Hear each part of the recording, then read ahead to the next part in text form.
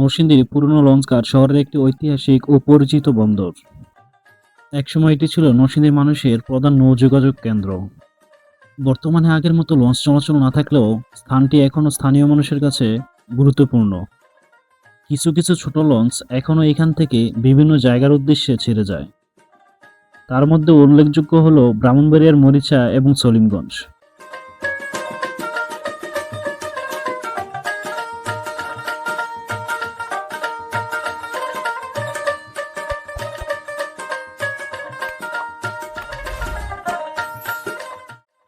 এছাড়াও এখান থেকে আপনারা বিভিন্ন ছোট ছোট নৌকা, ট্রলার এবং স্পিড বোট পেয়ে যাবেন।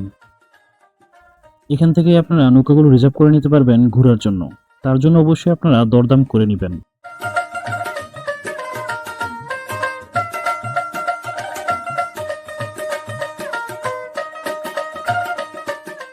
এখন আমরা মাঝি ভাইদের কাছ থেকে শুনে নিব কোথায় গেলে কত টাকা ভাড়া পড়বে। কত টাকা ভাড়া পড়ে?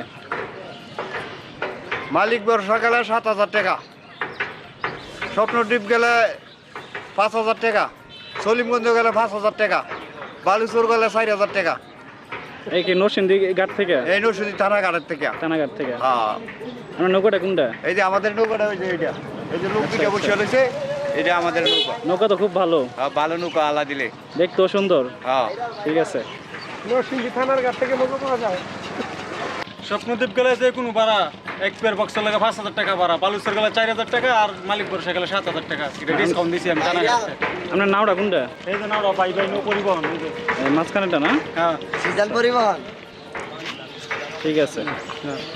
পাবলিক একটা ডিসকাউন্ট দিছি আমি এবছরে লাগি। আপনার রেগুলার ভাড়া কত? এগুলো ভাড়া ঠিক নেই। যেগুলো ভাড়া কোন ঠিক না, 8,000 টাকা যায়, 10,000 টাকা যায়, 7,000 টাকা যায়, স্বপ্নদ্বীপ এই টাকা যায়, বুঝছেন না? আচ্ছা, মানে ভাড়া নাই তো বললে আমার, আমি কিস্তির 1,500 টাকাতে আমি ডিসকাউন্ট দিয়ে দিছি। ঠিক আছে।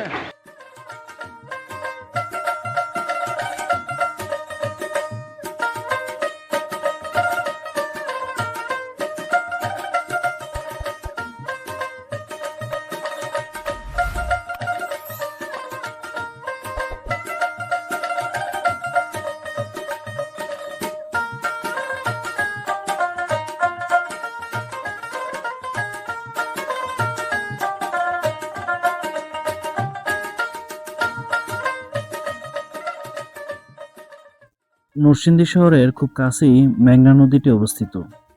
এই নদীটি নরসিংদী শহরকে আরো অনেক বেশি প্রাণবন্দর ও সুন্দর করে তুলেছে।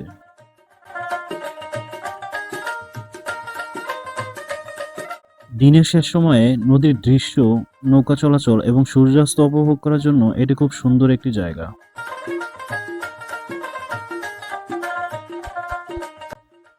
ঘাটের আশেপাশে ছোট ছোট দোকান, চা স্টল এবং নদীকেন্দ্রিক একটি প্রাণবন্তর পরিবেশ দেখা যায়। তাই বিকেল হতেই মানুষ ছুটে আসে এখানে ঘুরতে, আড্ডা দিতে এবং নদীর দৃশ্য দেখতে দেখতে এক কাপ চা উপভোগ করতে।